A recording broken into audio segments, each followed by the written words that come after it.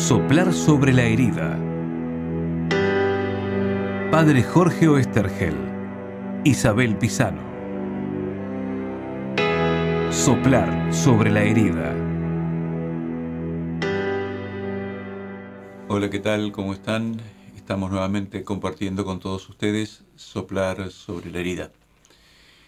Estamos en un tiempo en donde la realidad nos llega desde muchos lados y en estos días a mí me llegó a través de un video que descubrí en internet que se llamaba Muertos de Hambre, creo, ¿no? Muertos de Hambre, y lo puse en Facebook. De un muchacho, actor, que habla de cómo se considera, cómo se desconsidera a las expresiones artísticas en la sociedad en la que vivimos, y siempre esto ha sido así. Y entonces habla de que hubiera sido el mundo sin Shakespeare, va enumerando todos los grandes músicos, actores y creativos que ha tenido.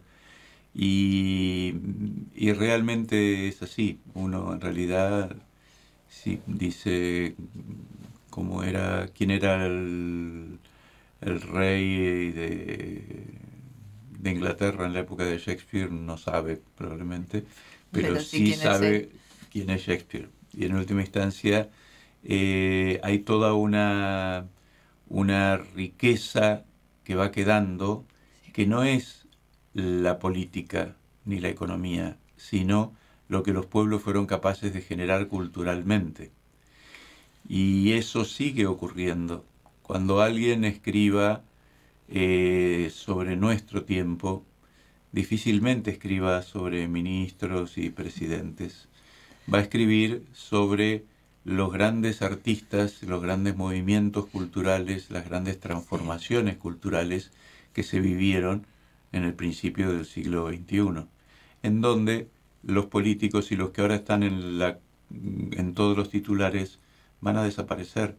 Los que van a estar allí van a ser los que hoy en día están generando la cultura, los conocimientos, los científicos, etcétera, también que están aportando la mayor riqueza de lo que estamos viviendo, ¿no? Me parece que desde que somos chiquitos somos creativos. El no permitir la expresión de eso que somos también es como cercenar una capacidad que ayuda a vivir, porque justamente lo que muchas veces se necesita es tener un medio de expresión válido. Algunos pintan, otros escriben, otros hacen música, más allá de los trabajos que uno haga, de las profesiones que uno tenga. Uno hace dibujitos cuando es chico, ¿no? Pero está como desvalorizado, en serio. Y yo digo esto que lo repite todo el mundo. ¿A qué vos qué haces? Y mira, yo soy músico. ¿Y de qué trabajas? Como si eso no fuera es un trabajo, es una puesta de horas de vida en esa creación, que uno cuando está cerca de todo lo que se está... Yo veo los talleres o los teatros independientes, se vive día y noche, aunque uno esté en una tarea diferente porque tiene que trabajar para comer, está pendiente de los compañeros, de lo que tiene que hacer, de armar algo para que todo salga bien. Son horas y horas, pero son las horas más felices que uno tiene. Entonces, desvalorizar eso, los muertos de hambre, a los muertos de hambre, es una pena, ¿no? Sí, el video está muy bien hecho además, y el autor del video, después de que yo lo puse, me contestó y me puso a través de Twitter, lo retuiteó y me puso un mensaje. Es impresionante. El muchacho es español, sí, joven, muy joven, y cómo a través de las redes sociales hoy en día uno de golpe, Sí. aunque sea muy efímeramente, se pone en contacto con gente tan valiosa y tan interesante. En su comentario me metí después y me enteré que ya habían visto como 400.000 personas ese video. Eh, y entonces vos vas viendo cómo los medios de comunicación, estos nuevos que tenemos, están permitiendo darle visibilidad a una realidad que antes era mucho más difícil de hacerse visible, Cierto. valga la redundancia. Ese tratar al que se dedica al arte como el muerto de hambre y como aquel que no Al aporta creativo. nada, al creativo como el que no aporta nada, encuentra una respuesta muy interesante y muy creativa en las redes sociales y en los distintos instrumentos que ahora Internet nos ofrece. También me hacía pensar en la fe y en la religión como algo presentado a la sociedad como una cuestión que no sirve para nada.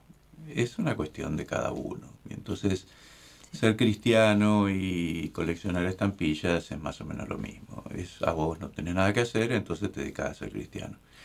El haber reducido o el pretender reducir la fe a un divertimento o entretenimiento individual y no algo que forma parte del ser humano, de todo ser humano y de toda sociedad, es un empobrecimiento tremendo para las sociedades.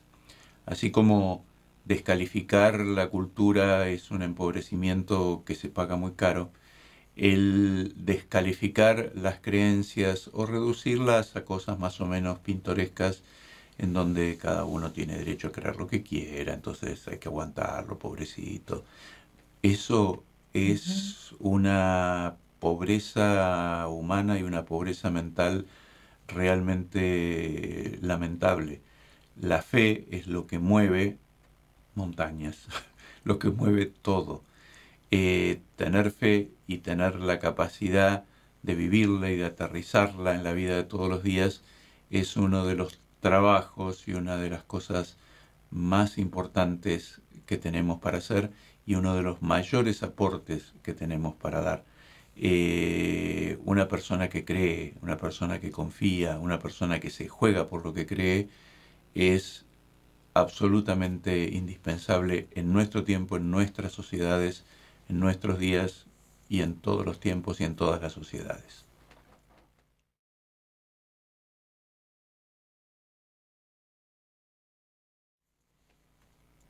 Traje un tema sencillito para este segundo bloque. Bueno, entonces lo despachamos más brevemente que de costumbre. Normalmente los bloques duran 8 minutos, podemos hacerlo de ¿cuánto? ¿De uno? Un poco más. Estuvimos hablando de los mandamientos y que suponen en los programas anteriores, en ¿no? los programas anteriores. Yo encontré un artículo interesante del cual después les voy a leer un poquito, que tiene que ver con la culpa. Entonces, el tema sencillito es la culpa. Sencillita es la culpa. Sencillamente. Y entonces busqué, yo me voy al diccionario, porque quería comparar culpa, responsabilidad. Entonces me fui al diccionario. El diccionario dice que la responsabilidad es la capacidad existente en todo sujeto activo de derecho para reconocer y aceptar las consecuencias de un hecho realizado libremente. Y con respecto a la culpa, imputación a alguien de una determinada acción como consecuencia de su conducta. A mí me parece que ese concepto de responsabilidad sí, debe ser así, ¿no? Pero a mí me encanta darle a la palabra responsabilidad el aspecto positivo. A mí me gusta decir que soy responsable. Es que tiene... que puedo responder. A mí la palabra responsabilidad la asocio a responder. Me gusta hacerme responsable de las cosas, poder responder de lo que hago.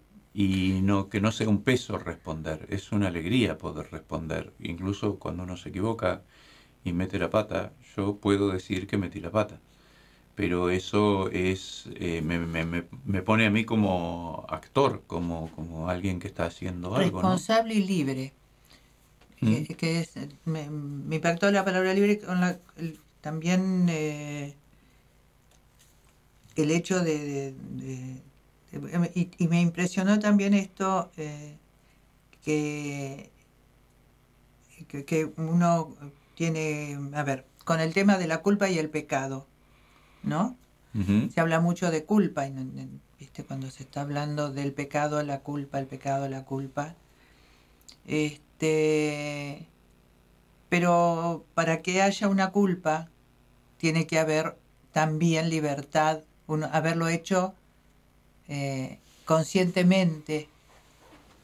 La culpa, a ver, son muchos términos que habría que matizar un poco. Una cosa es la responsabilidad. Hacerse cargo de lo que uno... Que se hace cargo. Sí. Otra es la culpa como consecuencia del pecado. Y otra es la culpa como fenómeno psicológico. Sí, hay mucha gente que vive con culpas y esa culpa le viene no porque haya hecho nada malo, sino porque normalmente por alguna cuestión de la niñez, por alguna situación que le han hecho vivir siendo muy chiquito, lo han cargado de culpas y vive todo culposamente. Y entonces siente que todo lo que hace está mal o se siente mal por todo lo que hace. Eso es distinto de la culpa tal como la plantea, por ejemplo, la religión cristiana o el Señor Jesús.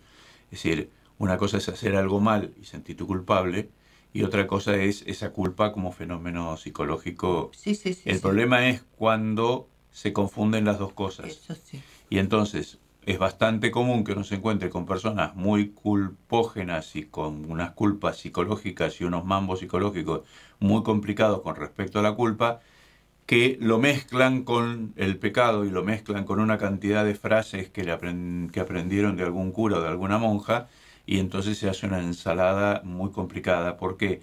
Porque se quedan sin la puerta de salida, que es que Dios no es un Dios que quiere la condenación y que te sientas mal y la culpa.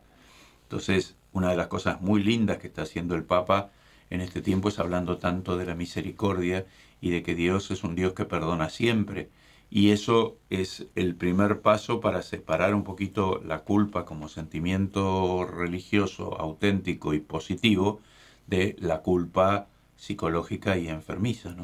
Claro, entonces es como que tiene una resonancia diferente la palabra responsabilidad. Hacerse responsable de los actos y hacerse responsable del trabajo. Es como que hay dos cosas. La palabra responsabilidad en cuanto a el hecho de ser capaz de responder a un trabajo, de responder a las obligaciones familiares, de responder en lo positivo y de hacerse responsable cuando uno ha hecho algo que no está bien.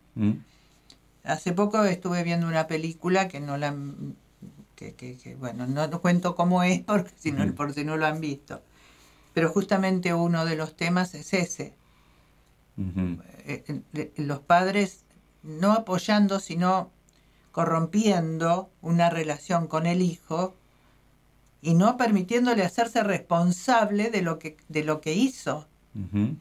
¿No? Entonces, ese pibe, por supuesto, va a vivir con culpa toda la vida, pero tampoco le han permitido hacerse responsable, es decir, hacerse responsable como un adulto, porque no era un chiquilín, era joven, pero no un chiquilín, de lo que hizo. Entonces, a veces se mezclan tanto las dos cosas, y la culpa, como vos decís, tiene connotaciones tan pesadas para la vida de algunas personas que creo que lo vamos a hablar un poquito más en el próximo bloque, esto de la culpa y de no poder vivir por culpas que a veces uno carga de la familia, que vienen puestas y uno no sabe de dónde. Y uno entonces va como crucificado siempre, sin poder crecer, sin poder amar a veces, con esas culpas que no podemos ni siquiera determinar. Y no fueron responsabilidad nuestra, pero sin embargo están. Y nos están impidiendo vivir libremente. Entonces de eso vamos a hablar ya.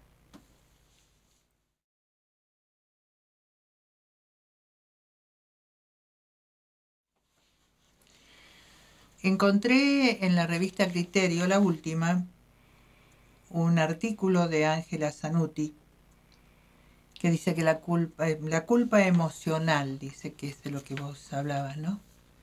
También es un ¿Y qué dice? Dice lo siguiente. La culpa es la roca sobre la cual el egoísmo y la enfermedad edificaron su iglesia. ¿Qué es el egoísmo? Es no poder ver al otro con sus diferencias y no poder aceptarlo tal como es. Es manipular la vida de aquellos a quienes decimos querer y atarlos con la pesada cadena de la culpabilidad porque no cumplen con nuestras expectativas. El amor beneficia a todos. El egoísmo busca solo el propio beneficio. Aún hoy muchos expertos, cuya confusión es apenas más sofisticada que la del resto de la gente, sostiene la absurda creencia de que sentir culpa es beneficioso y saludable. ¿Es posible vivir saludablemente cuando se está atrapado, impotente y sin verdadera libertad interior? ¿Se puede experimentar algún beneficio para el alma cuando se vive juzgando, culpando y controlando la vida de los otros? Nada está oculto ni puede estarlo. No hay secretos para aquellos que miran con los ojos del corazón. Podemos elegir estar más sensibilizados, más conscientes, más responsables, discernir mejor y liberarnos de una gran cantidad de culpa. La felicidad es buscada, traficada, robada, coaccionada y negada. Muchos persiguen la felicidad y hay quienes la crean. La felicidad sencillamente es un estado de paz interior. ¿Por qué tanta infelicidad si estamos dotados para vivir plenos y felices? ¿Por qué si el reino de los cielos puede estar entre nosotros, nos sentimos como en un infierno? Cada uno crea su propio cielo o su propio infierno. La resistencia al cambio o al crecimiento es considerable. No ser conscientes de por qué o para qué nos ocurren las cosas es como vivir dormidos. Nos sensibilizamos o nos infantilizamos. Dejar de inculpar, dejar de ser víctimas y convertirnos en maestros de nuestras vidas es ser conscientes y hacernos responsables de cada pensamiento, de cada palabra. Es muy interesante y me parece que, no sé si lo aclara más adelante, hay una experiencia de culpa que es auténtica y que no es solamente un raye psicológico, sino la experiencia de haber hecho algo que realmente uno tiene la culpa de haberlo hecho y que fue capaz de generar un daño o hacer algo. Es el reconocimiento de esa culpa y el aislarla, por decir, el decir, bueno, de esto sí soy culpable, es lo que me permite no vivir siempre con culpa. Cuando no me hago responsable de nada, la culpa se convierte en un sentimiento difuso que está permanentemente y enferma. En cambio, cuando soy capaz de identificar, no, esto realmente lo hice mal, tengo la culpa, puedo pedir perdón, puedo solucionarlo, sí, todo lo que quieras, pero necesito primero dar el paso de reconocer que tengo la culpa. Eso me permite después ser libre de ese sentimiento de culpa que lo invade todo y de esa parálisis de la culpa, porque entonces yo puedo hacer algo con la culpa cuando la identifico. Sí. Si yo mentí para dañar a una persona, tengo la culpa de ese daño que produje y me siento mal. Bueno, entonces, a ver, ¿qué hago con eso? Eso es distinto que decir, bueno, se me escapó, no me di cuenta, qué sé yo, y vamos pasando, es una, otra, y se va generando una cosa en donde nunca hice nada mal, pero hice todo mal, y queda una sensación de culpa permanente, que esa sí que es la que nos enferma, y tendemos a pasársela al otro y a repartirla por toda la sociedad. Yo estoy de acuerdo con lo que se dice, no sé si más adelante se aclara o no, pero es muy importante para no caer en la culpa esta psicológica enferma, el reconocer que de determinadas cosas sí somos culpables. Hacerse responsables de la Ser culpa. responsable de la culpa y la solucionás. Claro. Que necesita una reparación la culpa. Que necesita una reparación. La falta sí. Es la que necesita una reparación uno reconoce. para dejar de ser una culpa que se instala. El problema es cuando no queremos reconocer la culpa, termina instalándose como una sensación permanente que va haciéndonos un agujero en el alma. Una de las cosas más negativas y más paralizantes que uno como sacerdote encuentra en las personas es esa tendencia a culpabilizarse de todo y de nada. Es bastante común que uno le dice, bueno, a las personas por ahí vienen a confesarse, bueno, ¿de qué te querés confesar? Que ya, todo. Bueno, querido, como todo.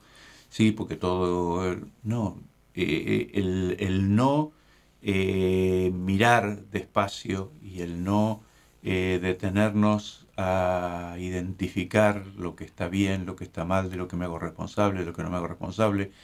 El tener la culpa de nada es tener la culpa de todo. Y todo eso paraliza, todo eso hace que sea prácticamente imposible crecer como personas y por supuesto como cristianos.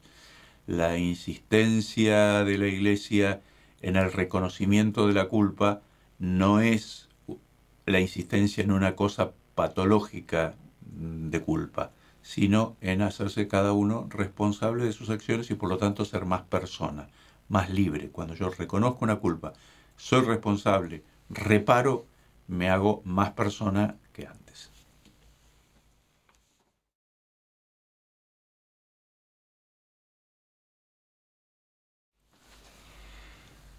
El banquete nupcial está preparado, pero los invitados no eran dignos de él. Salgan a los cruces de los caminos e inviten a todos los que encuentren.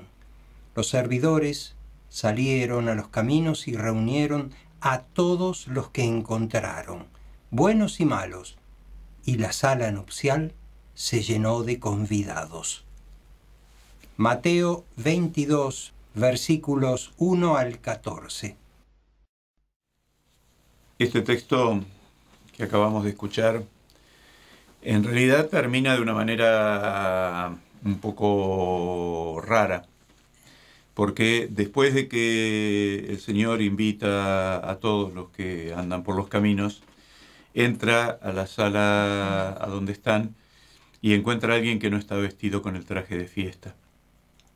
Y se enoja mucho y lo echa y lo manda a matar o no sé qué hace. Es un texto difícil de entender a veces, pero que nos puede servir para, primero, agarremos el lado positivo. Los que están invitados al banquete son todos. Todos los que no habían aceptado la invitación, salen los criados e invitan a los buenos, a los malos y a todos los que andan por ahí. Sí. esto es importante para los que vamos a misa. Los que vamos a misa no somos los mejores, somos los invitados al banquete que salieron a recoger por ahí porque no había otros. Yo creo que esta invitación a participar del banquete es una invitación que tenemos que tener muy presentes. A lo que Dios nos llama es a una fiesta. Justamente cuando estamos hablando de la culpa y cuando estamos hablando de las responsabilidades, etcétera, etcétera, es bueno que nos acordemos que a lo que Dios nos invita es a una fiesta. Y no importa si somos buenos o malos. El final, sobre que hay uno que se presenta sin el traje de fiesta, es como muchas de esas parábolas que Jesús nos dice y que nos dejan pensando y nos abren a algunas dudas y algunas elucubraciones que cada uno puede hacer la suya. Es que a veces no se puede, cuesta a veces entender si no hay una voz experta, alguien que entienda cuál es el sentido de estas contradicciones que parece haber en el mismo texto. Sí, yo no sé si soy una voz experta, pero lo que creo... Por lo menos tenés años. Lo que creo es que uno puede ser invitado y saber que no es digno, pero lo que lo hace a uno con traje de fiesta es el reconocerlo. Cuando uno es humilde y uno sabe que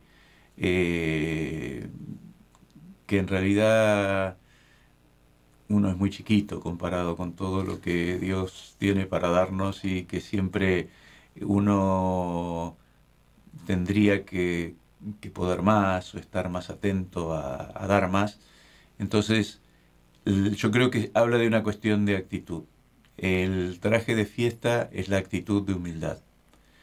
Lo único que queda fuera de la fiesta es el que tiene una actitud de soberbia. Y me imagino ese traje de fiesta como un traje de humildad. Y uno dice en misa, antes de ir a comulgar, que no es digno de que entre a la casa de uno. Uh-huh. Eso. La actitud, la ausencia, la falta de humildad es ante Jesús, en la vida, lo más grave siempre. Entonces, a mí me parece que en ese texto en donde lo más importante es que Dios está invitando absolutamente a todos, pero hay alguien que se presenta sin el traje, yo creo que ese traje al que se refiere es ese.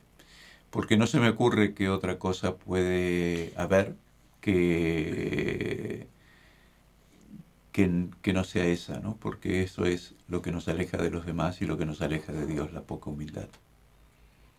Porque si salen a buscar a todos, uh-huh, uno se imagina la escena como si estuviera pasando ahora. Si salgo a la calle y busco y traigo, significa que están como están. Uh-huh.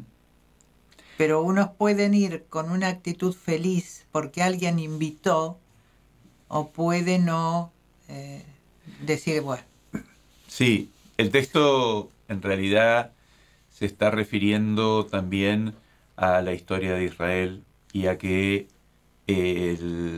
Dios, después de que haya sido rechazado el Hijo de Dios, uh-huh, condenado a muerte por los judíos, sale a buscar a todos, buenos y malos, y de hecho todos los pueblos se reúnen y empiezan a integrarse a la iglesia. Y el texto es un texto también profético que nos habla de lo que va a pasar después de la muerte y la resurrección de Jesús. Esa promesa que era nada más que para el pueblo de Israel, que son los primeros invitados al banquete, se convierte en otra cosa, en un banquete absolutamente para todos. Y para entrar a ese banquete, lo único que hace falta es ser llamado y ser humilde. Tener la actitud de aquel que sabe que Dios lo llama gratuitamente. Es uno de los textos, una de las cosas que el Papa insiste una y otra vez en nuestro tiempo. El asumir entender de una buena vez que todo es gracia, que somos llamados y que Dios nos regala la salvación, y que no se trata de que nosotros con nuestras obras la ganamos, sino que Dios, porque es bueno, nos invita, y lo único que nos pide es que seamos humildes y nos dejemos enseñar por Él.